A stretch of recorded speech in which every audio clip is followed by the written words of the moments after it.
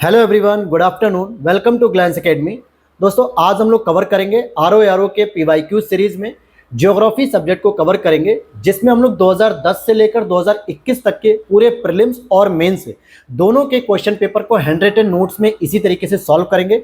इससे पहले कल हम लोगों ने इंडियन पॉलिटी के प्रीलिम्स और मेंस दोनों टॉपिक को कवर किया 2010 से लेकर 2021। और ये सीरीज मैं इसलिए चला रहा हूं कि ताकि आपका जो आगामी परीक्षा है 27 अक्टूबर को यूपी पीसीएस और 22 दिसंबर को आरओ दोनों ही एग्जाम में आपको दोनों के पीवाईक्यूज देखकर जाने हैं, चाहे आप आरओ का दीजिए चाहे पीसीएस का दीजिए। आपको यूपी पीसीएस के भी पीवाईक्यूज करने हैं और आरओ के भी, क्योंकि यहीं से आपको लगभग जो है कि 25 से 30 प्रश्न डायरेक्टली पीवाईक्यूज से देखने को मिल जाएंगे दोनों के मिलाकर। यूपी पीसीएस हमने पूरा कंप्लीट कर लिया था प्रीलिम्स का, आरओ का भी हमने कल पॉलिटी कंप्लीट किया था। आज हम करेंगे ज्योग्राफी का। चैनल पे पहली बार हो तो सब्सक्राइब कर देना दोस्तों, और वीडियो के नीचे टेलीग्राम चैनल का लिंक देगा, उसे भी ज्वाइन कर लेना। वहां पर भी सबसे अधिक अपडेट आपको मिलती रहती है अदर स्टेटमेंट की, अदर जो है कि पीडीएफ्स की। साथ ही साथ अगर आप इसकी हैंड रिटन नोट्स पीडीएफ लेना चाहते हैं तो इसकी पीडीएफ दोस्तों पेड होती है, जो कि वीडियो के नीचे दिए गए व्हाट्सएप नंबर या मैं डिस्प्ले पर मेंशन कर देता हूं 8527594636। इस पर अगर आप व्हाट्सअप करेंगे तो मेरी टीम आपसे कांटेक्ट कर लेगी। वहां पर हर प्रकार के हैंड रिटन नोट्स के बारे में जानकारी आपको मिल जाएगी। चलिए शुरू करते हैं ज्योग्राफी। और थोड़ा इसको करेक्ट कर लेना, ये 2010 नहीं है दोस्तों, ये 2021 का प्रीलिम्स है, क्योंकि हम लोग पीछे की ओर चलते हैं। 2021, 2017, 2020 इस तरीके से हम लोग पीछे की ओर जाएंगे।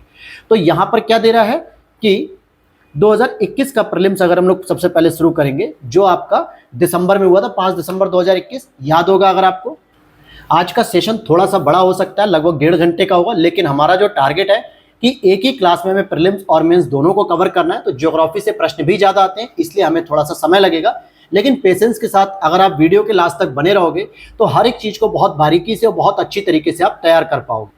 अगर हम बात करें कौन भारत की सबसे बड़ी मीठे पानी की झील है, अब देखिए कभी कभी प्रश्न पूछता है कि सबसे बड़ी खारे पानी की झील, तो हम लगाते हैं आंसर में चिलिका नंबर 1 और नंबर 2 पे आता है पुलिकट। लेकिन यहां पर पूछा जा रहा है मीठे पानी की सबसे बड़ी झील, जो कि आपके वूलर में आती है, वूलर झील के नाम से जम्मू कश्मीर में होती है। भारत की ताजे पानी की बृहत्तम झील भी है ये, और यह झेलम नदी पर निर्मित गोखुर झील का एक उदाहरण है। अब गोखुर झील क्या होती है, जरा इसको समझ लेते हैं, क्योंकि ये आपके कॉन्सेप्ट को भी मजबूत करेगा और प्रीलिम्स के साथ मेंस में भी काम आएगा। जैसे कई बार आप देखो कि नदियों का बहाव कुछ इस तरीके से होता है दोस्तों, इस तरीके से होता है बहाव।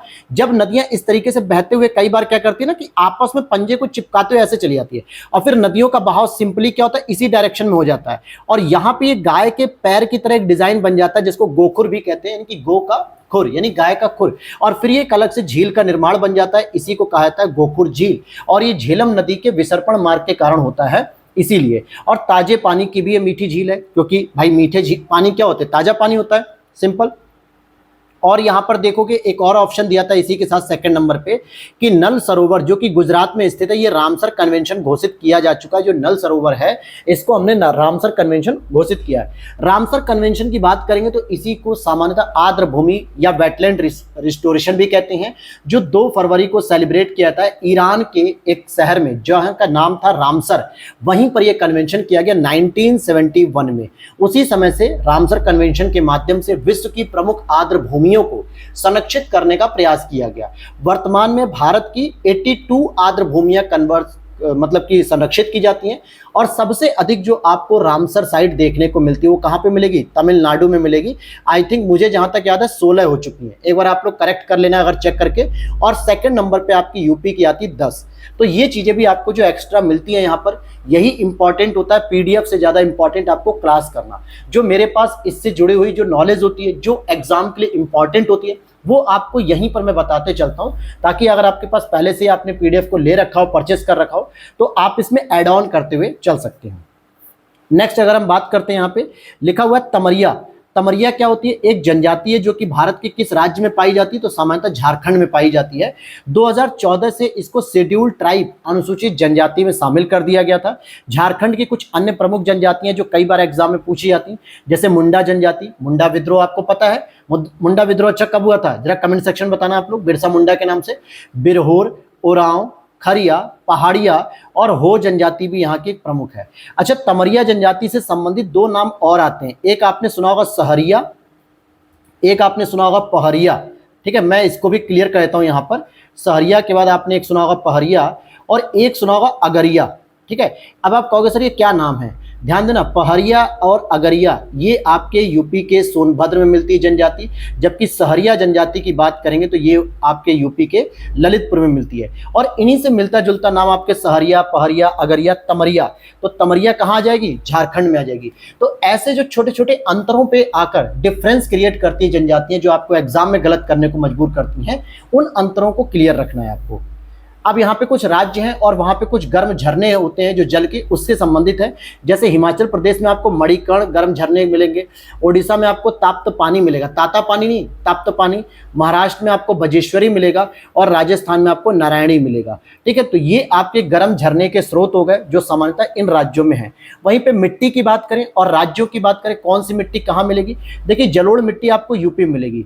जलोढ़ दोस्तों यहाँ पे क्यों मिल रही है, जलोढ़ मिट्टी का मतलब हो गया कहीं ना कहीं ये आपकी कछारी मृदा भी इसको बोला जाता है, अर्थात जो नदियों के द्वारा अवसाद लाने पर जमने के पश्चात मृदा का निर्माण होता है। तो आपको पता है यूपी में दो बड़ी नदियां आती हैं, पहली आपकी गंगा, दूसरी आपकी यमुना, और इनकी बहुत सारी छोटी छोटी जो है कि सैकड़ों नदियां सहायक नदियों के रूप में हैं। इन सभी के द्वारा जो गाद मलबा अवसाद लाया जाता है और यूपी के एक बहुत बड़े विस्तृत भाग में इसको फैला दिया गया, जिसके बाद मिट्टी का निर्माण हो गया। बिहार में भी आपको जलोढ़क मिट्टी मिलेगी, एमपी में भी थोड़ी बहुत मिल जाएगी, पश्चिम बंगाल में मिलेगी। तो जो नदियों का क्षेत्र होता है वहां पर सामान्यतः आपको इस तरीके की मिट्टी देखने को मिलती है। जलोढ़क मृदा भी कह सकते हो, कछारी मृदा भी कह सकते हो, अवसादी मृदा भी कह सकते हो।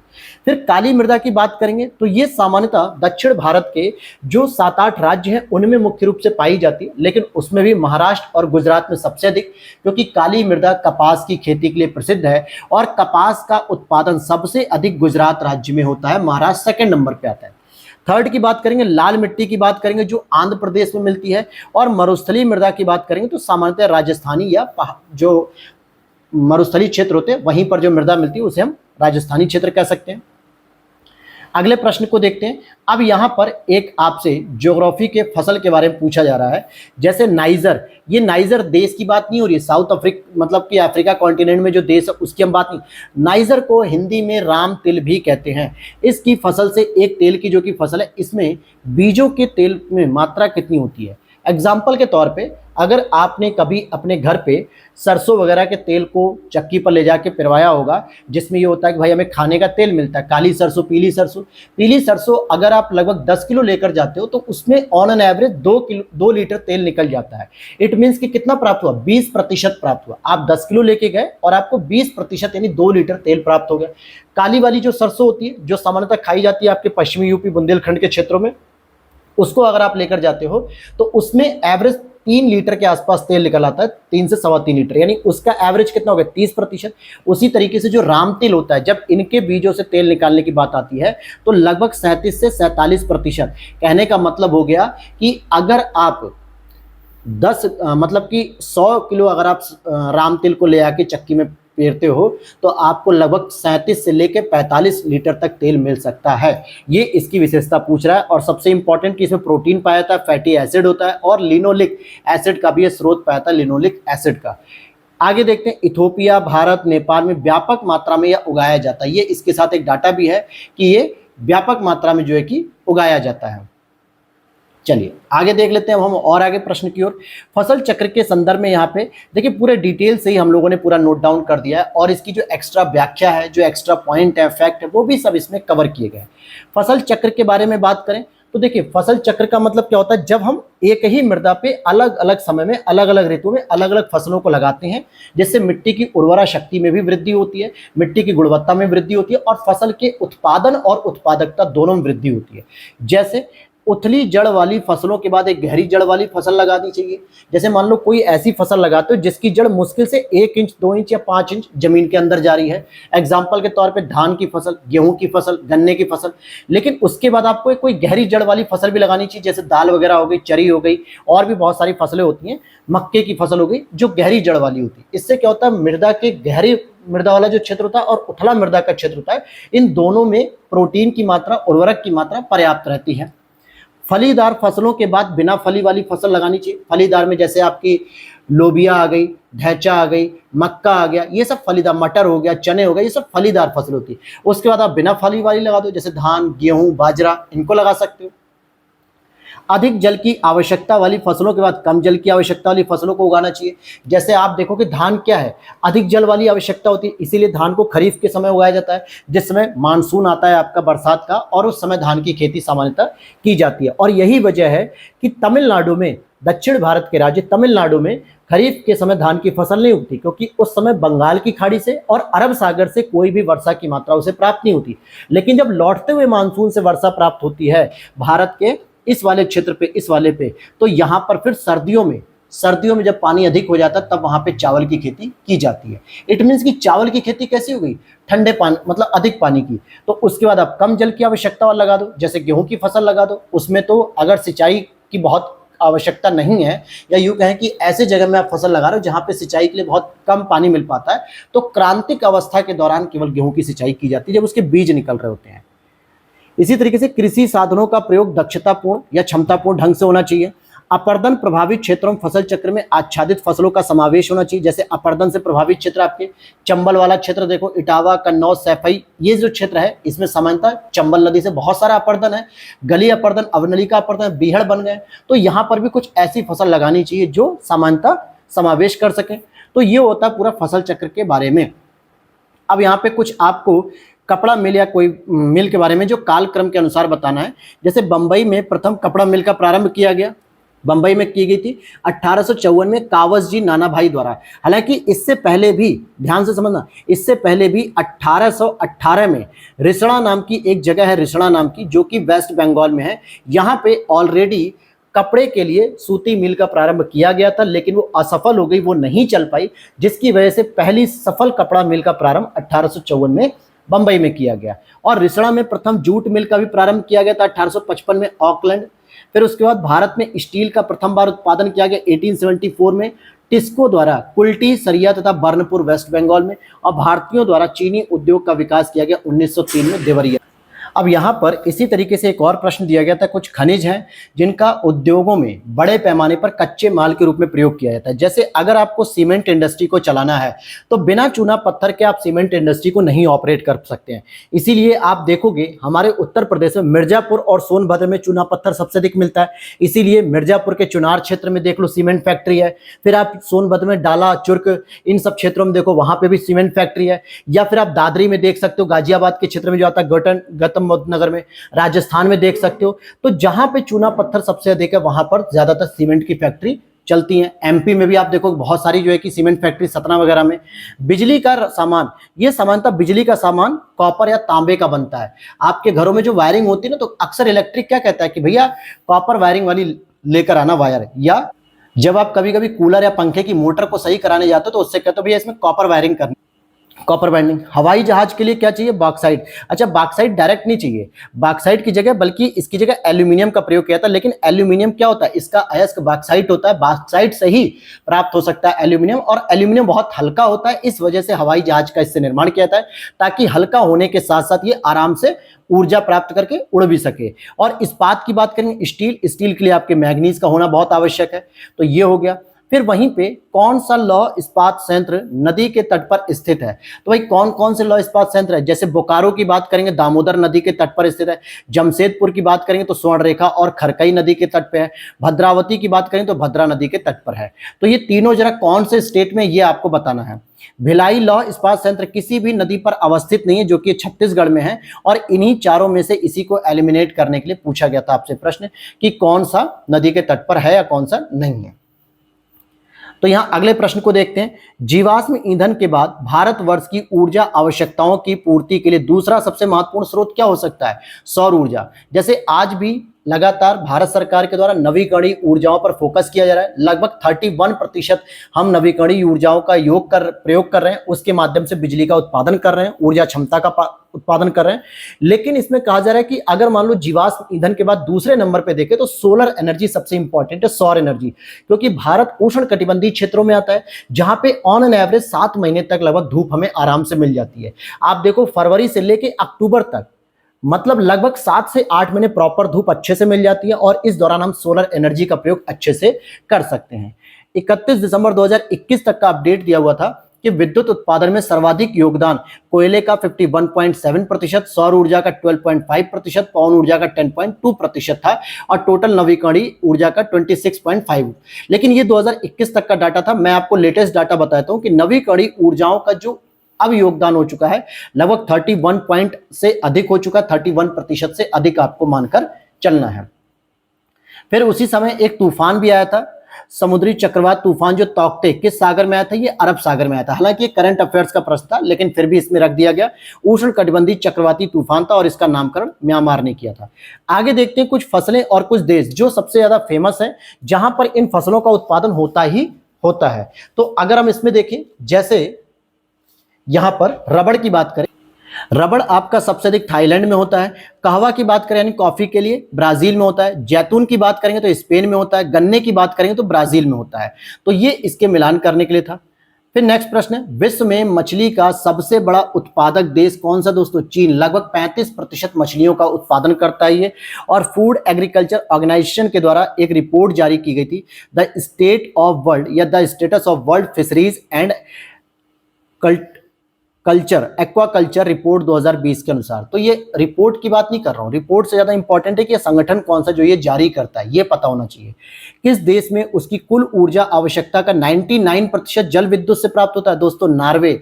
नार्वे सोचो स्कैंडिनेवियाई देशों में आता है, जो आर्कटिक ओशन के पास होने के साथ साथ वहां पे पूरा जल से ही भरा हुआ क्षेत्र है। तो उसने क्या किया, जल विद्युत को ही जो है कि अपना औजार बना लिया, जल से ही अपना विद्युत का प्रोडक्शन करने लगा। और प्रतिशतता के आधार पर पराग्वे विश्व का प्रथम देश है जहां पे 100% ऊर्जा का उत्पादन जल विद्युत से होता है। उत्पादन पूरी तरीके से प्रतिशत के रूप में इससे होता है पराग्वे से, लेकिन यहां पे नार्वे क्या है, 99% उसी पर निर्भर है, ये फर्स्ट नंबर पे है। फिर आगे देखते हैं, किस द्वीप को वादे की भूमि, ध्यान देना, किस द्वीप को वादे की भूमि के रूप में जाना था? तो मिंडनाओ को जाना था। किसको? मिंडनाओ को। यह दक्षिण पूर्वी एशिया के फिलीपींस देश का दक्षिणतम व दूसरा सबसे बड़ा द्वीप है मिंडनाओ। फिलीपींस के नीचे आप देखोगे तो ये वहां पे मिल जाएगा और इसको वादे की भूमि भी कहते हैं। इंडोनेशिया किस देश के साथ भूमि साझा नहीं करता है? अब यहां पर आंसर हो जाएगा ब्रुनेई। देखोगे अगर मलेशिया से तीन तरफ ये घिरा हुआ क्षेत्र है, जबकि ये साझा किससे करता सीमा? तो देखिए मलेशिया से करेगा, पापुआ न्यू गिनी से करेगा, तिमोर लिस्ते से करेगा। तिमोर लिस्ते के बारे में मैं आपको एक करंट अपडेट देता हूं कि आसियान जो आपने सुना है, आसियान के बारे में जानते होंगे, बिल्कुल जानते होंगे। और इसमें जो टोटल 10 मेंबर थे, लेकिन अब 11 मेंबर्स हो चुके हैं। 11वें मेंबर्स के रूप में तिमोर लिस्ते इसमें ऐड हो चुका है। और तिमोर लिस्ते की जो राजधानी है दोस्तों, वो नाम है दिल्ली। दिल्ली नहीं, दिल्ली, जिसको हम लिखेंगे DILI। और यहां पर भारत ने अपने वाणिज्य दूतावास को खोलने की घोषणा भी कर दी थी। तो ये करंट भी यहां से समझ लेना आप लोग। तो इंडोनेशिया की जो बाउंड्री शेयर होती है मलेशिया से, पापुआ न्यू गिनी से, तिमोर लिस्ते से, लेकिन ब्रुनेई से नहीं होती है। नेक्स्ट अगर हम देखें, कौन सा पोलिनेशिया द्वीप समूह का भाग नहीं है?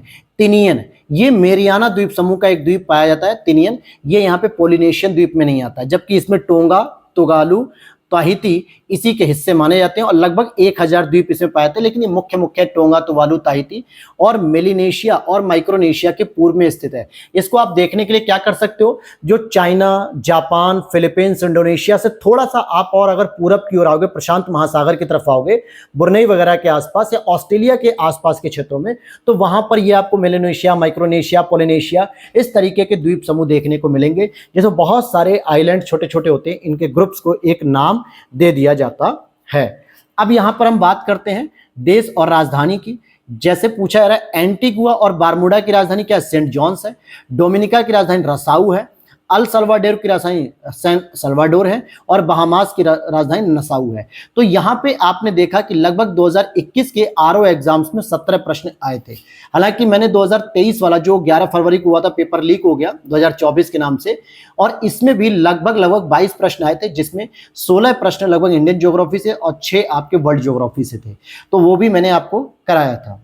चलिए 2017 का हम देखते हैं, इससे पहले हमने 2021 का देखा।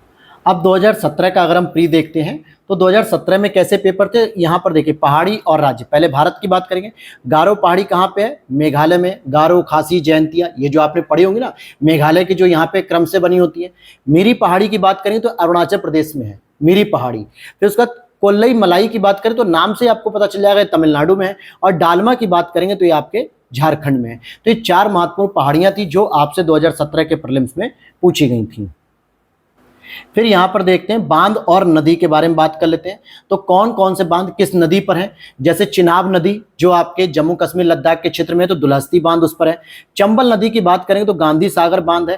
तापी नदी पर बात करेंगे तो उकाई। तापी कहां पर है दोस्तों, ये गुजरात राज्य के अंतर्गत है। और गांधी सागर कहां पे आता है पता है आपको, चंबल पे 3 बांध होते हैं, गांधी सागर, जवाहर सागर याद होना चाहिए, और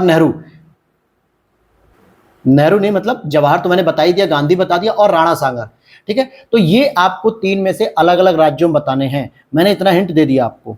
अब यहाँ पे तवा नदी की बात करें, तवा जो कि नर्मदा की सहायक नदी है, और तवा पे तवा जो है कि बांध है जो एमपी में आता है।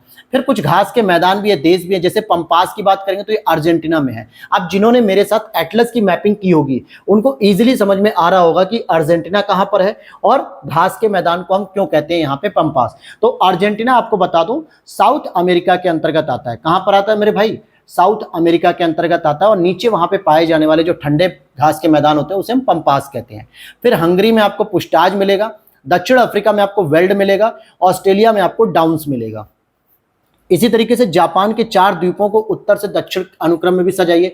कई बार होता था, लेकिन इस बार अभी यूपीपीसीएस में 2022 से 23 में इंडोनेशिया का पूछ लिया दोस्तों, इंडोनेशिया के 4 आइलैंड पूछ लिए और लोग रट के जा रहे थे जापान को। जापान का देखिए इस तरीके से होक्काइडो, होन्शु, शिकोकू, क्यूशु।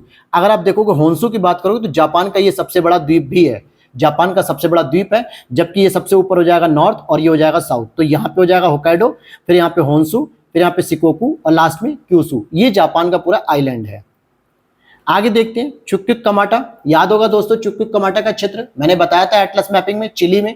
इसीलिए मैंने कहा ना कि अगर आपने एटलस की मैपिंग मेरी कर ली होगी ऑक्सफोर्ड एटलस से जो मैंने कराई है पूरी तरीके से, हालांकि 1 से 2 क्लास रहेगी दोस्तों, बीच में मैं जरूर टाइम निकाल के करा दूंगा 1 से 2 दिन का समय देकर, लेकिन कराऊंगा जरूर। ठीक है, ऑस्ट्रेलिया की मैपिंग स्पेशली रहेगी और एशिया की रह गई है। एशिया में 1 हो गया, एक आध लेक्चर और आना बाकी है, लेकिन करा दूंगा। तो वहां पर आप देखोगे कि ये चीजें अब रटनी नहीं पड़ रही हैं, आप तुरंत मेरे साथ फिगर आउट करो। चिली अर्जेंटीना के पास चुक्किक कमाटा की एक मैंने खान बताई थी आपको, तांबे से संबंधित थी।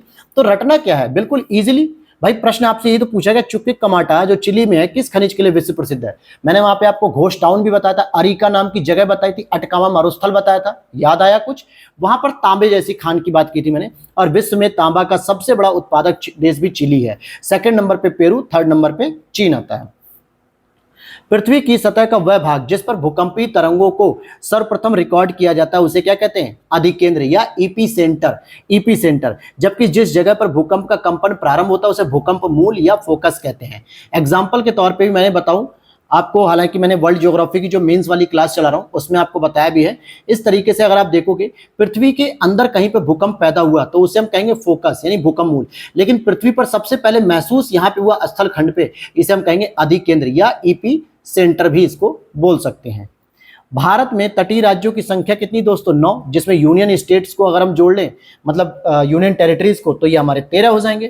कैसे, अगर आप इसको गौर करेंगे इस तरीके से, यहाँ पे आप शुरू करेंगे गुजरात, महाराष्ट्र, गोवा, कर्नाटक, केरल, तमिलनाडु, फिर यहाँ पे आंध्र प्रदेश है, यहाँ पर आपको देखने को मिलेगा उड़ीसा, और इसके ऊपर आपको देखने को मिलेगा वेस्ट बंगाल। जोड़ लो जरा, 1 2 3 4 5 6 7 8 9, ये 9 तो स्टेट हो गए। लेकिन यहीं पर आप देखोगे तमिलनाडु के आसपास ही एक छोटा सा क्षेत्र आता है जो पुदुचेरी का होता है। इधर आपके जो है कि लक्षद्वीप वगैरह हो गया, इधर आपका अंडमान निकोबार हो गया।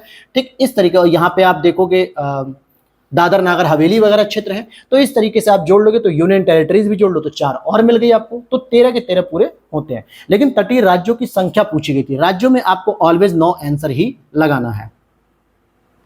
भारत में किन राज्यों में थारू जनजाति निवास करती है, तो उत्तराखंड और यूपी में निवास करती है, और उत्तराखंड की ये सबसे बड़ी जनजाति भी मानी जाती है। संथाल व गोंड के बाद थारू बिहार की तीसरी बड़ी जनजाति है। गोंड और खरवार के बाद थारू यूपी की तीसरी बड़ी जनजाति है। यानी यूपी में गोंड और खरवार पहले दूसरे नंबर पे आते हैं, पहले नंबर पे गोंड, दूसरे नंबर पे खरवार, फिर तीसरे नंबर पे थारू, ये यूपी में आते हैं। मिट्टी की प्रजातियों में से मृत्तिका अधिकतम जल धारण करती है, क्योंकि मृत्तिका में रंध्राकोश छोटे आकार के होते हैं। अब ये देखिए, ये क्या आ गया प्रश्न, ये अब आपको मैं यहाँ पे कैसे समझाऊं, ये पूरा कॉन्सेप्ट का प्रश्न है। मैं एनवायरनमेंट की जब क्लास कराऊंगा अभी कुछ दिनों में शुरू हो जाएगी, 3 से 4 दिन में वर्ल्ड ज्योग्राफी कंप्लीट कराते ही, जो आपकी मैराथन चल रही है। उसके बाद आप देखो कि एनवायरमेंट में मिट्टी का जो टॉपिक है, जब मैं उसे बताऊंगा कि मिट्टी का निर्माण कैसे होता है, वहां पे रंध्राकोश क्या होते हैं, वहां पे समझ जाओगे। लेकिन इतना यहां पर जरूर बता दूंगा कि रंध्राकोश का मतलब होता है छोटे छोटे दाने जिसमें से मिट्टी का पानी जो है कि छन के नहीं जाता। एग्जाम्पल के तौर पे अगर मैं बालू की मिट्टी के लूं, बालू वगैरह ले लूं, तो रेत क्या होते हैं, उसके दाने बड़े बड़े होते हैं। सामान्यतः यहां से पानी आएगा और नीचे निकल जाएगा, पानी आएगा और नीचे निकल जाएगा, जिसको हम लोग लीचिंग भी कह सकते हैं, इनफिल्ट्रेशन भी कह सकते हैं। लेकिन अगर आपकी वो मृतिका वाली मिट्टी है, यानी दोमट मिट्टी है, ठीक है, जो चिकनी मिट्टी है, इसके जो छेद होते हैं बहुत ही महीन महीन कण होते हैं मिट्टी के, इतने नजदीक नजदीक चिपके रहते हैं, इतने छोटे छोटे कण होते हैं कि आप इनको अलग अलग नहीं कर पाओगे जैसे रेत को कर लेते हो। अब फिर जब इसमें से पानी जाता है तो पानी यही रुक जाता है, इसीलिए जल धारण करने की क्षमता इसकी ज्यादा होती है। बस इतना ही बताऊंगा यहाँ पर। विभिन्न प्रकार की मिट्टियों की जल धारण की क्षमता के अगर हम घटते हुए क्रम, तो सबसे अधिक हम देखें तो मृतिका में सबसे अधिक जल ग्रहण हो सकता है, गाद यानी जो कीचड़ होती है, और बालू जो कि सबसे कम ग्रहण करती है। बालू का मैंने एग्जांपल आपको दे दिया। तो देखिए 2 प्रश्न आ गए थे एक ही एग्जाम में। मिट्टी की जल धारण क्षमताएं रंध्राकोशों के आकार पर निर्भर करती, जितने उनके दाने छोटे छोटे या बड़े बड़े होंगे, यानी अगर दाने बड़े बड़े हैं तो दूर दूर होंगे, जाहिर सी बात है, जैसे रेत वगैरह, तो इसमें सामान्यतः पानी धारण करने की क्षमता कम होती है। लेकिन अगर उनके रंध्राकोश बहुत छोटे छोटे हैं, बहुत नजदीक नजदीक है, चिपक के रह रहे हैं, तो इसका मतलब है कि उनकी धारण करने की क्षमता क्या होगी, जल धारण करने की क्षमता ज्यादा हो गई। आगे देखिए, कौन सा सेल समूह भारत में धात्विक खनिजों का प्रमुख स्रोत है, तो धारवाड़ समूह है दोस्तों, जिसमें आपको सोना, लोहा, अभ्रक, क्रोमियम, तांबा, मैग्नीज ये सब मिलता है। हालांकि धारवाड़ नाम की एक जगह भी है जो कर्नाटक के अंतर्गत पाई जाती है, जहां पे सोने की खान भी पाई जाती है, कोलार और हट्टी नाम की। गोंडवाना समूह की सेलों से हमें कोयले के निक्षेप मिलते हैं। सबसे अधिक हमें कोयला कहां से मिलता है, गोंडवाना निक्षेप से मिलता है। तो 2017 का भी प्रीलिम्स हो गया। 2016 के प्रीलिम्स को देखते हैं, उसमें भी री एग्जाम जो आपका 2020 में हुआ था। भारत का कौन सा राज्य सर्वाधिक लंबी तटरेखा वाला राज्य है, तो देखिए अगर राज्य की बात कर रहा है तो गुजरात आपका ऑप्शन हो जाएगा 1600 किलोमीटर स्क्वायर के साथ, और सेकंड नंबर पे आंध्र प्रदेश आ जाएगा, ठीक है। लेकिन अगर मैं आपसे बात करूं, थर्ड पे तमिलनाडु, अगर मैं आपसे बात करूं कि अगर इसमें देता राज्य केंद्र शासित प्रदेश दोनों को पूछता, तो आपको लगाना पड़ता अंडमान निकोबार को, क्योंकि उसकी कितनी है, लगभग 1900 किलोमीटर के आसपास जो है कि उसकी है 1900 किलोमीटर स्क्वायर। कौन सी सेल समूहों में भारत की अधिकतम मात्रा में कोयला प्रदान होता है या प्राप्त होता है, तो गोंडवाना में। लगभग इसमें अगर आप देखोगे तो 98% कोयला बिटुमिनस प्रकार का मिलता है, और कार्बोनिफेरस काल में इसका निर्माण हुआ था। बिटुमिनस कोयला जो होता है सेकंड क्वालिटी होती है, फर्स्ट क्वालिटी होती है एंथ्रेसाइट, जो कि सबसे कम सल्फर की मात्रा के साथ होने के सबसे अधिक उसमें कार्बन दहन क्षमता होती है, अर्थात वो बहुत अच्छा माना जाता है। जिसमें सबसे ज्यादा कार्बन होगा वो उतनी अधिक आग पैदा करेगा, ताप पैदा करेगा, तो उतना अच्छी क्वालिटी का। लेकिन सल्फर की मात्रा सबसे कम होती है, जो कि प्रदूषण भी नहीं फैलाता। लेकिन एंथ्रेसाइट की जो सबसे अधिक मात्रा आपको मिलेगी, नॉर्थ अमेरिका को जरा याद करो, मैपिंग में अपलेशियन पर्वत को याद करो, वहां पे एंथ्रेसाइट कोयले की पूरी खदान मैंने बताई थी, याद होगा आपको, थोड़ा बहुत याद आ रहा होगा जिसने मेरे साथ पढ़ा होगा। तो वो सारी चीजें वहां मिलती हैं। हमारे भारत में एंथ्रेसाइट कोयला बहुत कम मिलता है, सामान्यतः जम्मू कश्मीर थोड़ा बहुत मिलता है, लेकिन उससे हमारा काम नहीं चल सकता, इसलिए हम बिटुमिनस कोयले का प्रयोग करते हैं। और लिग्नाइट कोयला जो कि सबसे खराब कोयला माना जाता है, जो तमिलनाडु में मिलता है। इसमें नदी घाटियों की बात करें तो दामोदर नदी, सोन नदी, महानदी, गोदावरी नदी घाटियों में यह कोयला पाया जाता है। किस यूनियन टेरिटरीज या स्टेट्स में जारवा जनजाति का निवास होता है, तो अंडमान निकोबार जनजाति, मतलब अंडमान निकोबार में ये पाई जाती हैं, और इनकी त्वचा का रंग काला और कद छोटा होता है। जैसे अन्य में ओंगे, सोमपेन, सेंटलीज, होलचू और जारवा, ये सभी वहीं की जनजातियां पाई जाती हैं। किस राज्य से कर्क रेखा गुजरती है, तो किस राज्य छोड़ो, लगभग 8 राज्यों से भारत में गुजरती है। गुजरात, राजस्थान, एमपी, छत्तीसगढ़, झारखंड, पश्चिम बंगाल, त्रिपुरा और मिजोरम। इसी तरीके से आप वेस्ट टू ईस्ट जा सकते हैं, यही क्रम इसका रहता है। चित्रकोट जलप्रपात किस नदी पर है, तो ये चित्रकोट भी कह सकते हो या चित्रकूट भी कह सकते हो। ये इंद्रावती नदी पर है, आपके यूपी वाला चित्रकूट नहीं है ये छत्तीसगढ़ के बस्तर जिले में है, और घोड़े के नाल के समान मुख कारण होने की वजह से इसको भारत का नियाग्रा भी कहा जाता है। 90 किलोमीटर जो है कि इसकी ऊंचाई है। तो ध्यान से समझना कि भारत का नियाग्रा भी इसको कहा जाता है, जलप्रपात को, चित्रकूट जलप्रपात इंद्रावती नदी पर है छत्तीसगढ़ में। नेक्स्ट है, कुमायूं हिमालय किन नदियों के बीच स्थित है। तो सतलज और काली नदियों के बीच में कुमाऊं हिमालय स्थित है। अब यहाँ पे 4 प्रकार के हिमालय आ जाते हैं जो हमारा जम्मू कश्मीर से लेकर ब्रह्मपुत्र तक आते हैं। कैसे? इसको 4 प्रादेशिक भागों में बांटा गया है। सबसे पहले हम बात करेंगे पंजाब हिमालय की। ठीक है, पंजाब हिमालय से शुरू करेंगे तो सिंधु सतलज नदी से होते हुए जाएंगे और इसका विस्तार लगभग जम्मू कश्मीर से हिमाचल प्रदेश तक होता है। उसके जब नीचे आएंगे सतलज नदी के नीचे, तो सतलज से काली नदी के बीच में आपको कुमाऊं हिमालय देखने को मिलेगा, जो गंगा और यमुना का उद्गम क्षेत्र यहाँ पे होता है, जहाँ उत्तराखंड तक इसका विस्तार हो जाता है। फिर काली नदी से हम तिस्ता नदी तक जाते हैं, जिसके बीच में हमें नेपाल हिमालय देखने को मिलता है, जिसमें माउंट एवरेस्ट और कंचनजंगा भी देखने को मिलती है, यानी इसका विस्तार उत्तराखंड से लेकर सिक्किम तक चला जाता है। उसके बाद लास्ट में आपका आता है तिस्ता और ब्रह्मपुत्र, जिसमें नामचा बरवा, कुल्ला, कांगड़ी चोटियां ये सब पाई जाती हैं, और ये असम हिमालय में आती है, जो सिक्किम के बाद असम से शुरू होकर पूरे अरुणाचल प्रदेश को कवर कर लेता है। कर्क रेखा को कौन सी नदी ऐसी है जो 2 बार काटती है? तो माही नदी काटती है, जो कि एमपी, राजस्थान और गुजरात में होकर बहती है, अरब सागर में जाके गिरती है। इसका उद्गम एमपी के धार जिले के समीप विंध्याचल पर्वत से है और ये कर्क रेखा को 2 बार काटती है। इसी तरीके से एक लिम्पोपो नदी है अफ्रीका कॉन्टिनेंट में, दक्षिणी अफ्रीका की तरफ। लिम्पोपो नदी आपके मकर रेखा को 2 बार काटती है। और एक कांगो या जायरे नदी आप कह सकते हो, जो भूमध्य रेखा को 2 बार काटती है। ये सब मैंने मैपिंग में पढ़ाया है आप लोगों को। और मैं उसी समय कहता था कि अगर आप मेरे साथ मैपिंग को बहुत अच्छे से करके चलोगे तो आपको ज्योग्राफी जैसे क्वेश्चन में दोस्तों डाउट नहीं होगा। ज्योग्राफी आपकी गलत नहीं होगी, स्पेशली वर्ल्ड ज्योग्राफी। मैक्सिमम आपके लोकेशन वाले प्रश्न घुमा के पूछे जाते हैं, लेकिन होते लोकेशन के ही हैं। यहां पूछा जा रहा है भारत में मानसून की उत्पत्ति किस पवन द्वारा होती है? तो भाई दक्षिण पश्चिम पवन के द्वारा होती है, सामान्यतः जून से सितंबर के बीच में। अभी जो वर्षा हो रही है हमारे यहाँ, 1 जून को केरल के तट पे मानसून टकरा जाता है और बारिश शुरू हो जाती है। लगभग 15 जून या 20 जून के आसपास यूपी में टकराता है, तो वहां बारिश शुरू होती है। तो सिंपल है, इसके नोट के बारे में लिखा हुआ है, थार रेगिस्तान और आसपास के इलाके उत्तरी और मध्य भारतीय महाद्वीप के भूभाग को गर्म हो जाते हैं, जिसके कारण यहाँ कम दबाव वाला क्षेत्र बन जाता है, जिसको हम लोग लो प्रेशर कह देते हैं। कम दबाव वाला क्षेत्र उत्तरी और मध्य भारतीय क्षेत्र में बन जाता है। इस खाली जगह को भरने के लिए हिंद महासागर से हवाएं तेजी से उप महाद्वीप की ओर बढ़ती हैं और इन्हीं हवाओं को दक्षिण हिंद महासागर से चलती हैं, उत्तर की ओर बढ़ती हैं, और इसी कारण इसको दक्षिण पश्चिम मानसून या पश्चिमी मानसून भी कहा जाता है। अब यहां से आप नहीं समझ पाओगे तो मैं आपको जब नोट समझा रहा होता हूं तो वहां पे आप समझा करो। नेक्स्ट है, नीली क्रांति संबंधित है किससे? मछली उत्पादन से। 1960 के मध्य से शुरू किया गया। तुलबुल परियोजना ये किस नदी पर स्थित है? झेलम नदी पर स्थित है, कश्मीर के बारामूला जिले में स्थित है। 1985 शुरू की गई। और अभी मैंने आपको चिनाब नदी पर एक परियोजना बताई थी, दुलहस्ती परियोजना, याद रख लो। तुलबुल परियोजना झेलम नदी पर है, दुलहस्ती परियोजना आपके किस पर स्थित है?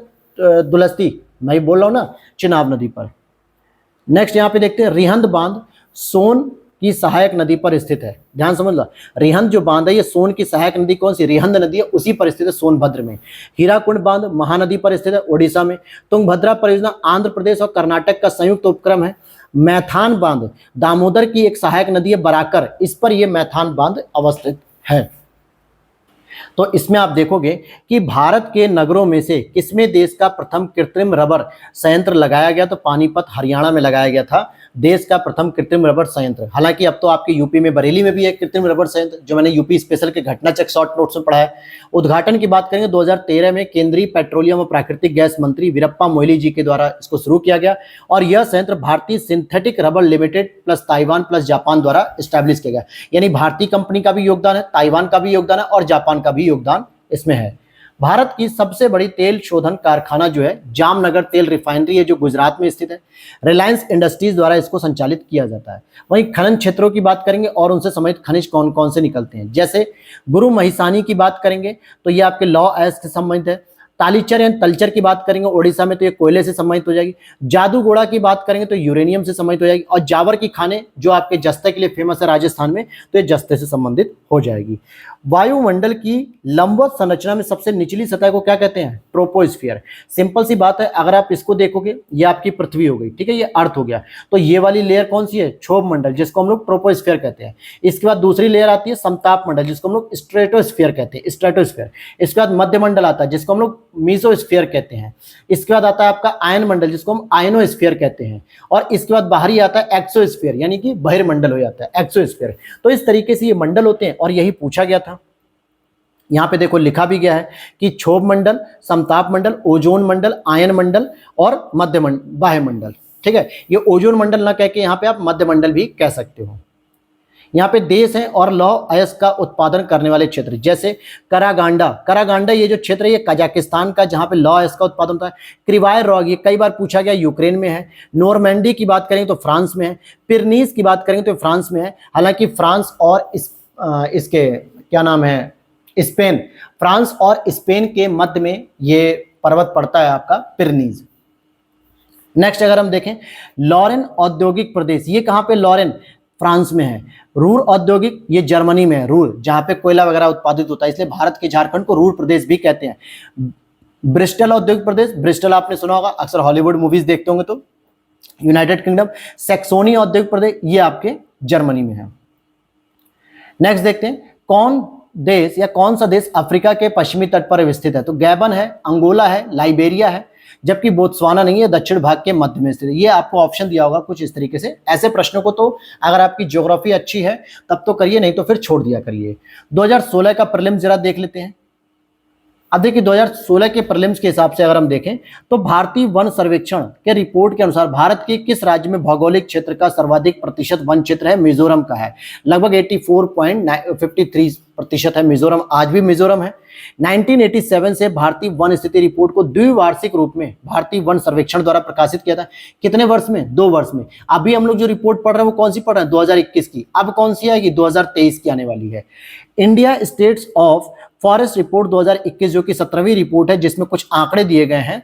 जैसे मिजोरम की बात करेंगे तो 84.53% प्रतिशतता के रूप में। सेकंड नंबर पे अरुणाचल आता है 79.33, थर्ड नंबर पे मेघालय, फोर्थ पे मणिपुर, 5 पे नागालैंड। तो ये लेटेस्ट अपडेट के साथ आपको ये प्रश्न का उत्तर दिया गया था। फिर यहां पर देखते हैं अपनी पुस्तक इंट्रोड्यूसिंग कल्चर ज्योग्राफी में J.E. स्पेंसर और W.S. टॉमस ने विश्व को कितने सांस्कृतिक विश्व में विभाजित किया, तो 11 में विभाजित किया है। पर्यावरण मंत्रालय द्वारा जारी किए गए Indian state of forest report 2021 के अनुसार भारत के पूरे भौगोलिक क्षेत्र का कितना प्रतिशत वनों और पेड़ों से आच्छादित है, यानी वृक्षों से, तो 24.62% है। ये लेटेस्ट डाटा है अभी तक 2021 की रिपोर्ट का, और ध्यान देना इसको पर्यावरण मंत्रालय के द्वारा जारी किया था है। इसके बाद अगर हम बात करें, यहाँ पे कुछ प्रजातियां हैं फसलों की जिनको नाम दिया गया है। जैसे धान की एक प्रजाति है गोविंद, एक दूसरी प्रजाति शुष्क सम्राट, अरहर की एक पारस होती है, मटर की प्रकाश होती है। गेहूं की बात करें तो पूर्वा, ऊर्जा, कौसाम्बी, पूसा विशेष, पूसा तृप्ति, पूसा गोल्ड, ये सभी आपके गेहूं की प्रजातियां हैं। किस जिले में मार मृदा पाई जाती है, झांसी, बुंदेलखंड में और ललितपुर बांदा में। मार मृदा कोई और नहीं है बल्कि काली मृदा का ही एक विस्तारित रूप है, क्योंकि प्रायद्वीपीय भारत का जो क्षेत्र है, ठीक है, प्रायद्वीपीय भारत का जो क्षेत्र है उसका कुछ हिस्सा आपके कहां देखने को मिलता है, बुंदेलखंड के क्षेत्र में भी देखने को मिलता है, जिसे हम उत्तरी प्रायद्वीपीय क्षेत्र कहते हैं। यहां पर भी जो काली मृदा है उसी को हम मार मृदा या माड़ मृदा के नाम से भी जानते हैं। आप देखो यहां पे लिखा हुआ भी है कि काली मृदा के 2 टाइप्स होते हैं, कांवड़ मृदा, एक मार मृदा। मार मृदा स्पेशली गेहूं और कपास की खेती के लिए फेमस होती है। अब किस कण का व्यास 0.002 मिलीमीटर से भी कम होता है, मृतिका यानी कि सबसे छोटे छेद के बारे में पूछ रहा है, अर्थात जो दाने होते हैं मिट्टी के वो कितने पतले होते हैं, किसके होते हैं सबसे कम। भारत में वन क्षेत्र का ह्रास भारत के जननांकिकी संक्रमण से प्रत्यक्षतः संबंधित रहा है। बिल्कुल, अगर आपके वन क्षेत्र का ह्रास अगर हो रहा है तो कहीं ना कहीं जननांकी संक्रमण हो रहा है, जनसंख्या बढ़ रही होगी तो पेड़ों को काटोगे, पेड़ों को काटोगे तो इंडस्ट्री लगाओगे, मार्केट खोलोगे, शहर बसाओगे, तो भाई जाहिर सी बात है सीधा डायरेक्ट संबंधित है। वन क्षेत्र एवं जनसंख्या वृद्धि में प्राय नकारात्मक संबंध होता है। बिल्कुल, अगर आपको जनसंख्या कम करोगे तो जमीन बचेगी, आपकी जमीन बचेगी तो आप पेड़ पौधे लगाओगे, जनसंख्या बढ़ा रहे हो तो जो पेड़ पौधे लगे उन्हें भी काटोगे, शहर बसाओगे, तो जाहिर सी बात है ये दोनों स्टेटमेंट सही हो गए। राष्ट्रीय वन नीति 1952 के अनुसार कौन सा वन का संवर्ग नहीं है, तो राष्ट्रीय उद्यान को इसके अंतर्गत शामिल नहीं किया गया। राष्ट्रीय वन, संरक्षित वन, ग्राम वन शामिल है। 1776 में स्थापित टोबैगो मुख्य पहाड़ी वन संरक्षित क्षेत्र विश्व का पहला राष्ट्रीय उद्यान माना जाता है। अगले प्रश्न की ओर देखते हैं। तो अगला प्रश्न आपका कह रहा है प्राकृतिक संसाधन वे होते हैं जो किसी क्षेत्र में स्थित होते हैं तब भविष्य में भी प्रयोग में लाए जा सकते हैं। बिल्कुल सही बात है। मृदा हो गई आपकी, रेत हो गया, वायु हो गई, हवा हो गई, सूरज हो गया, ये सभी प्राकृतिक संसाधन है। किसी वास्तविक प्राकृतिक संसाधन का विकास प्रौद्योगिकी एवं उत्पादन लागत पर भी निर्भर करता है कि आप कितना उसमें इनपुट लगा रहे हो, कितना उसमें आप टेक्नोलॉजी यूज कर रहे हो। भारत में ऊर्जा उत्पादन के कुल क्षमता के अनुसार, प्रतिशत के अनुसार, फिर ये वही चीज है जो 2019 का आंकड़ा, लेकिन मैंने आपको लेटेस्ट बता दिया है ऑलरेडी, तो आप उसे फॉलो कीजिए। कौन जैविक संसाधन है? कोयला, पेट्रोलियम, मछली। कोयला, पेट्रोलियम, मछली, ये सभी जैविक संसाधन है, बिकॉज ये किसी जीव या जैविक पदार्थ से प्राप्त किए जाते हैं, जबकि शुद्ध जल नहीं होता। जल की अगर हम बात करें तो हाइड्रोलॉजिकल एनर्जी हो जाएगी, जो आपके नवीकरणीय होते हैं, जैविक संसाधन नहीं होते हैं। स्ट्रेट लाइट की बात करें, स्ट्रेट लाइट होता है क्या? ये सामान्यतः जो स्ट्रेट लाइट होता है, ये अधिक ऊंचाई पर समताप मंडल में स्थापित वायुपोत जो संचार सिग्नलों को प्रसारित करता है, एक तरीके से बलून की तरह होता है। नीली नील की बात करें, ब्लू नाइल, यहाँ पे जो नदी होती है ये किस झील से निकलती है? तो ताना झील से निकलती है, इथोपिया, ठीक है, इथोपिया से निकलती है। और ये आगे चलकर खार्तूम, जो कि सूडान की राजधानी है, जो इस बार आरओ के एग्जाम में पूछा गया था, में सफेद नील से मिलकर नील नदी कहलाती है। तो जो ब्लू नील रिवर है, मतलब कि नील रिवर जो है अफ्रीका की सबसे बड़ी नदी मानी जाती है, इवन कि विश्व की भी दूसरे नंबर की सबसे बड़ी नदी है, क्योंकि इससे पहले अमेजन आती है साउथ अमेरिका में। लेकिन नील नदी अकेले नहीं बनती है, नील नदी में व्हाइट नील और ब्लू नील दोनों मिलती हैं। व्हाइट नील जो कि खार्तूम में आकर मिल जाती है ब्लू नील से, यानी ताना झील से जो निकलती है, तब जाके नील नदी मिलती है। पश्चिम से पूरब की ओर अगर आपको लगाना है वर्ल्ड के स्तर पे, तो भूमध्य सागर सबसे पश्चिम में, फिर उसके बाद आप पूरब की ओर बढ़ोगे तो काला सागर, उसके और पूरब की ओर बढ़ोगे तो कैस्पियन सागर, उसके और पूरब की ओर बढ़ोगे तो अरब सागर देखने को मिल जाएगा। काला सागर से घिरे हुए जो देश हैं वो कौन कौन से जिनसे काला सागर घिरा है? तो देखा है तो यूक्रेन भी है, रोमानिया भी है, बुल्गारिया भी है, तुर्की है, जॉर्जिया है, रूस है, लेकिन यहाँ पे कहीं भी इजराइल नहीं है। कैस्पियन सागर की बात करें तो अजरबैजान, ईरान, तुर्कमेनिस्तान, कजाकिस्तान, रूस है। फिर अरल सागर की बात करेंगे तो कजाकिस्तान और उज्बेकिस्तान है। अरल सागर की बात करेंगे तो ये कौन हो जाएगा? कजाकिस्तान हो जाएगा, और क्या हो जाएगा? उज्बेकिस्तान हो जाएगा। लीना की बात कर लेते हैं, तो लीना जो है कि आपके रूस में है, आर्कटिक सागर में गिरती है नदी। आमूर की बात करें तो रूस और चाइना में प्रशांत महासागर में गिरती है। टिर्गिस की बात करें तुर्की, सीरिया, इराक, फारस की खाड़ी में गिरती है। माही नदी की बात करें तो एमपी, राजस्थान, गुजरात, अरब सागर में गिरती है। तो लीना और आमूर नदी के बारे में मैंने जब एशिया का रसिया वाला पार्ट पढ़ा रहा था, मैं रशियन में कौन कौन सी नदियां आती हैं, उन सभी के बारे में आपको वहां पे डिस्कस किया था मैंने। करीबा बांध की बात करेंगे तो करीबा बांध निर्मित है दोस्तों किस पे? जाम्बेजी नदी पर स्थित है, और जाम्बिया और जिम्बाब्वे की सीमा पर यह नदी पाई जाती है, जाम्बेजी। यहीं पर करीबा झील भी स्थित है। आसवान बांध को देख लो, नील नदी पर मिस्र में स्थित है। कैची बांध को देख लो, ये नाइजर नदी पर स्थित है। सेन्नौन बांध को देख लो तो ये नील नदी पर स्थित है। फिर यहाँ पे अगर हम देखते हैं पोत निर्माण केंद्र जो यूएसए के अंतर्गत आते हैं, जैसे ह्यूस्टन की बात करें तो यहाँ पे टेक्सास हो जाएगा राज्य, स्प्रोज पॉइंट मैरीलैंड, न्यू अंकिस अलियंस लुइसियाना हो जाएगा, कैम्डेन न्यू जर्सी हो जाएगा। तो ये तो वर्ल्ड ज्योग्राफी का ऐसा प्रश्न है जिसको सामान्यतः छोड़ देना चाहिए, नहीं तो ये आपको गड्ढे में गिरा देगा। अब यहाँ पर अगला अगर हम देखें 2014 का प्रीलिम्स का पहला प्रश्न देखते हैं। देखिए मैंने पहले ही कहा था कि यहाँ पर हम प्रीलिम्स में ही बहुत सारे प्रश्न हैं, तो मेंस में भी अभी आपको टाइम लगेगा, और लगभग हमारी 1.5 घंटे की क्लास आज की रहेगी, लेकिन पूरी ज्योग्राफी आपकी आज आरओ की पीवाईक्यूज की कंप्लीट हो जाएगी। 2023 का पेपर मैं अलग से आपको बता दूंगा। यहाँ पे लिख रहा है, यहाँ पूछ रहा है कि शुष्कता की जो दशा होती है वो किसे संदर्भित करती है? तो निम्न आर्द्रता को संदर्भित करती है, यानी कि लो ह्यूमिडिटी को। वायुमंडल में जो उपस्थित जलवाष्प होती है ना, उसी को हम आर्द्रता कहते हैं। जैसे आपकी जो भी वायुमंडल होता है उसमें जो चिपचिपापन होता है, क्योंकि जब वाष्पीकरण हो रहा होता है तो सारा पानी क्या होता है, भाप के रूप में ऊपर चला जाता है वायुमंडल में, और वही वायुमंडल हमारी बॉडी के आसपास चिपक के क्या करता है, चिपचिपाता है, पसीजता है, तो उसे ह्यूमिडिटी कहते हैं। और इसका मापन करते हैं ग्राम प्रति घन मीटर के आधार पर हम इसका करते हैं, यानी ग्राम प्रति घन मीटर के आधार पर करते हैं।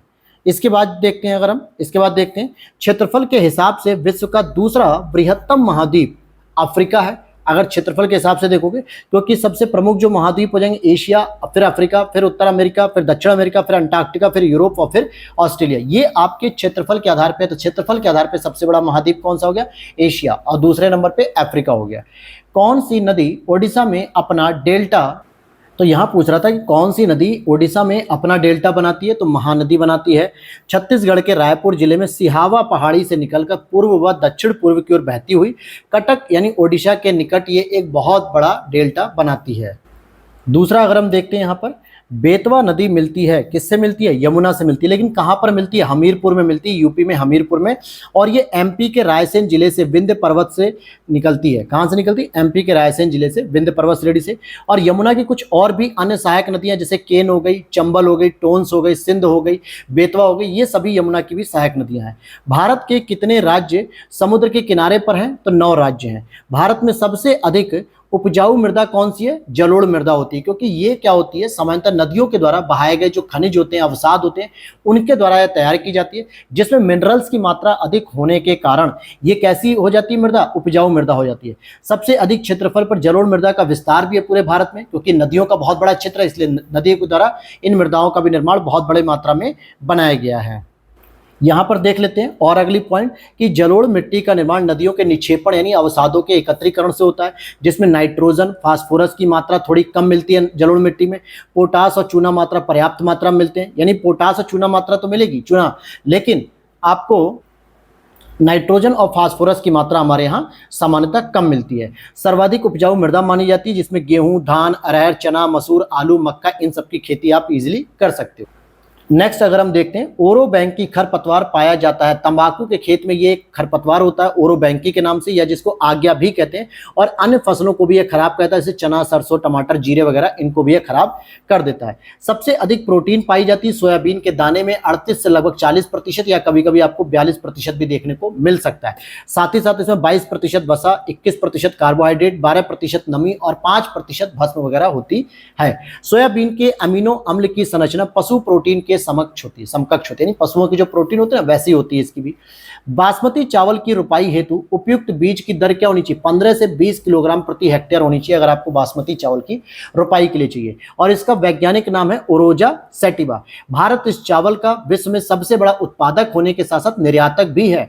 चावल दो प्रकार के होते हैं, एक श्वेत और एक भूरा चावल। जो हम लोग सफेद चावल खाते हैं जनरली हम लोग, और कुछ लोग जो है कि भूरे कलर के चावल भी खाते हैं। मुद्रा के अवमूल्यन का परिणाम क्या होता है? देश में निर्यात को बढ़ना और आयातों का घटना। हालांकि इकोनॉमिक्स का टॉपिक है, इसमें बाई मिस्टेक आ गया, वहां पर भी रहेगा तो वहां हम डिटेल से समझ लेंगे। अच्छा, ह्यूमस क्या होते हैं? ह्यूमस का उदाहरण क्या होता है? तो जैविक कोलाइड का उदाहरण होता है, जो कि कार्बनिक पदार्थों के होते हैं। ह्यूमस का मतलब होता है सामान्यतः जो जैविक पदार्थों का एकत्रीकरण हो जाता है हजारों साल बाद या 100 साल 50 साल बाद, तो उसी को हम ह्यूमस कहते हैं। जैसे पेड़ पौधों की पत्तियां ह्यूमस हो जाएंगी, आप जब मरोगे तो आपके छोटे छोटे बॉडी के पार्ट्स हो जाएंगे जो डिकम्पोजर के द्वारा डिकम्पोज कर दिए जाएंगे आप घटकों के द्वारा, तो वो सभी ह्यूमस बन जाएंगे।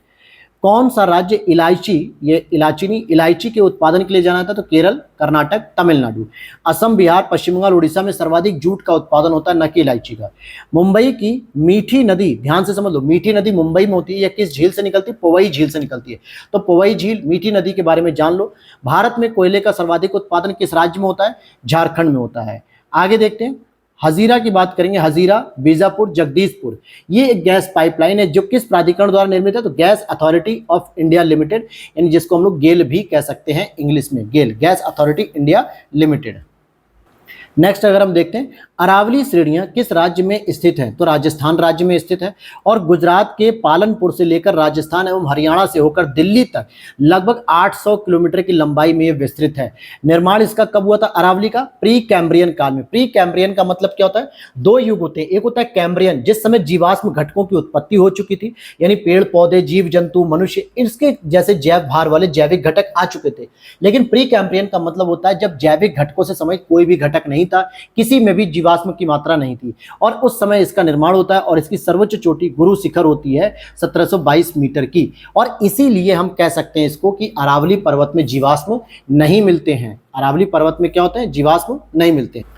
नेक्स्ट अगर हम बात करते हैं, किस महाद्वीप में उष्णकटिबंधीय पर्णपाती वनों का विस्तार अधिक है? तो एशिया में है। क्यों एशिया में? क्योंकि एशिया का जो मुख्य रूप से विस्तार है वो दोस्तों उष्णकटिबंधीय क्षेत्रों में ही सबसे ज्यादा है। ये वन गर्मी के प्रारंभ में ही अपनी पत्तियां गिरा देते हैं, और ये वृक्ष अधिक लंबे और सघन नहीं होते हैं। इसमें साल, सागौन, शीशम, चंदन, आंवला, महुआ आदि पाए जाते हैं। सामान्यतः इसकी लकड़ियां मुलायम, मजबूत और टिकाऊ तीनों प्रकार की होती हैं।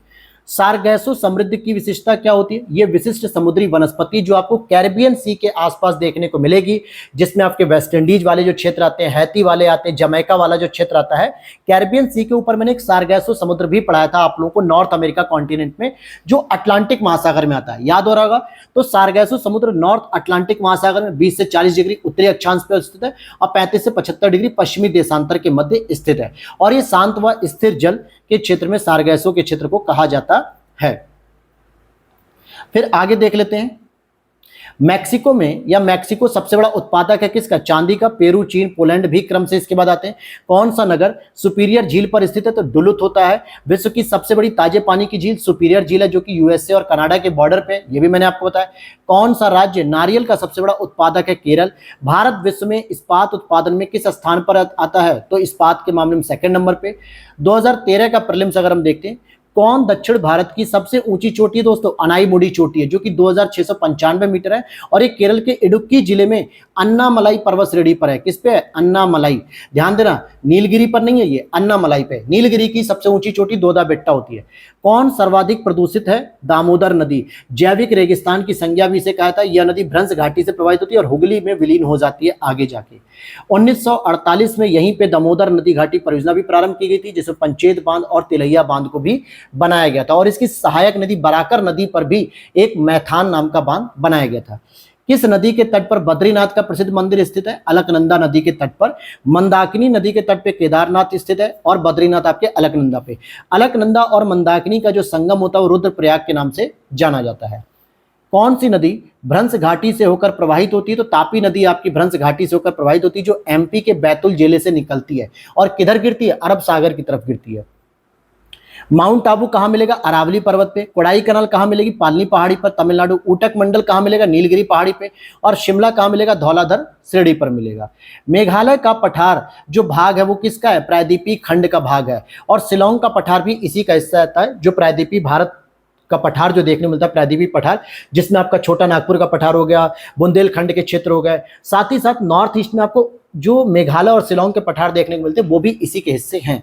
इस पठार को गारो राजमहल दर्रा प्रायद्वीपीय पठार के मुख्य खंड से अलग करता है, जिसको हम गारो राजमहल की पहाड़ियां भी कहते हैं। अब यहाँ पे कुछ नदियों के मिलने पर कुछ जगह के नाम बनते हैं, जैसे अलकनंदा से जब मंदाकिनी मिलती है तो रुद्रप्रयाग, अलकनंदा से पिंडार मिलती है तो कर्णप्रयाग, अलकनंदा से भागीरथी मिलती है तो देवप्रयाग, और अलकनंदा से धौली गंगा मिलती है तो विष्णुप्रयाग बनते हैं। गंगा नदी उदाहरण है किसका, पूर्ववर्ती अपवाह का उदाहरण है, जिसका मतलब होता है कि नदियों के अपने पुरानी घाटियों में ही प्रवाहित होते रहने से अपर्दन के कारण ही इसके द्वारा गौर्ज महाखंड का निर्माण किया जाता है। सिंपल सी बात है, जो पूर्ववर्ती का मतलब होता है कि पर्वत के निर्माण होने से पहले ही वो नदियां बह रही हैं और उनके रास्ते में अगर पर्वत आ भी रहा है ना, तो वो उन पर्वतों को काटते जा रही हैं, अपरदित करते जा रही हैं, जिसकी वजह से महाखंड और गौर्ज जैसी संरचनाएं बन जाती हैं। फिर यहाँ पे देखते हैं कौन सा हिमनद सबसे बड़ा है, तो सियाचिन हिमनद सबसे बड़ा है, विश्व का दूसरा सबसे लंबी हिमनद भी होती है। और लेह अवस्थित है, सिंधु नदी के दाएं तट पर अवस्थित है दोस्तों। अगर सिंधु नदी कुछ इस तरीके से आ रही है, यहाँ पे हिमाचल प्रदेश से होते हुए कुछ इस तरीके से, मतलब मानसरोवर से होते हुए, तो यहाँ पे आपको लेह देखने को मिल जाएगा, इसके राइट साइड में, लेफ्ट साइड में नहीं। कौन नदी अपने मार्ग परिवर्तित करने के लिए कुख्यात है, कोसी। इसे बिहार का शोक भी कहा जाता है, इससे बाढ़ भी आ जाती है। कौन सा प्रमुख काजू उत्पादक राज्य है, तो आंध्रा या आंध्र प्रदेश भी आप इसे कह सकते हो। भारत में अधिकांश प्राकृतिक गैस का उत्पादन बॉम्बे हाई में होता है। कौन सा पवन ऊर्जा के उत्पादन प्रथम स्थान है, तो तमिलनाडु है। पेट्रो रसायन के उत्पादन का सबसे बड़ा केंद्र कहां पर स्थित है, तो जामनगर में स्थित है। वर्तमान में देश की सबसे बड़ी रिफाइनरीज भी है और 14 जुलाई 1999 को स्थापित किया गया था। फिर आगे देखते लौ और इस्पात उत्पादक केंद्रों में कौन कोयला क्षेत्र से काफी दूर पर स्थित है, भद्रावती वाला। जबकि बोकारो, दुर्गापुर, कुल्टी, आसनसोल ये सभी कोयला क्षेत्रों के पास स्थित है, जबकि भद्रावती आपका काफी दूर स्थित है, जहां पे कोयला आसपास के क्षेत्रों में भी नहीं मिलता है। अब यहाँ पे हम देख लेते हैं सरदार सरोवर बांध, जो कि नर्मदा नदी पर स्थित है। तलैया बांध की बात करें, बराकर नदी पर स्थित, जो कि कोडरमा झारखंड में आता है। गांधी सागर बांध की बात करें तो चंबल नदी पर स्थित है। नागार्जुन सागर बांध की बात करें तो कृष्णा नदी पर स्थित है। भारत में लिग्नाइट कोयले का सर्वाधिक जमाव या भंडार कहाँ पाया जाता है, तमिलनाडु में पाया जाता है। भारत में प्रथम जल विद्युत संयंत्र की स्थापना कहाँ पे हुई थी, दार्जिलिंग में हुई थी। और इस तरीके के बेसिक प्रश्न पूछे जाते हैं, पहले पूछे भी जाते थे। भारत में सर्वप्रथम खनिज तेल का कुआं कहाँ खोदा गया, माकूम, असम में 1867 में। और लेकिन असम में वास्तविक उत्पादन कार्य 1890 में डिगबोई में प्रारंभ किया गया था। आगे देखते हैं भारत के निम्न लौह और इस्पात उत्पादक केंद्रों में कौन कोयला क्षेत्रों में काफी दूर स्थित है, तो भद्रावती स्थित है, ये कई बार आ चुका है। भारत की किस फसल के अंतर्गत उसके शुद्ध सकल कृषि क्षेत्र के सिंचित क्षेत्र का सर्वाधिक प्रतिशत होता है, तो गन्ने के अंतर्गत होता है। इसके बाद गेहूं, चावल, तिल आते हैं। तिलहन। कौन सा खनिज केरल में बहुतायत में मिलता है? तो मोनोजाइट मिलता है। भारत के पास विश्व का सबसे बड़ा थोरियम का भंडार भी है और यह थोरियम भारत के दक्षिणी तटीय भागों में प्रचुर मात्रा में मिलता है, स्पेशली मोनोजाइट से, और केरल में ही मिलता है। केरल के तटीय क्षेत्रों में बहुतायत से मिल जाता है। वर्तमान मुंबई बंदरगाह के दबाव को कम करने के लिए कौन से पत्तन का निर्माण किया गया? नहावा सोवा, जिसको जवाहरलाल नेहरू एयरपोर्ट मतलब पोर्ट भी कहते हैं, और यह विश्व के सबसे बड़े पत्तनों में से भी एक माना जाता है। कृष्णा नदी जल विवाद किन राज्यों में? तो 3 राज्यों में, आंध्र प्रदेश, कर्नाटक, महाराष्ट्र में। 1957 से यह विवाद बना पड़ा है।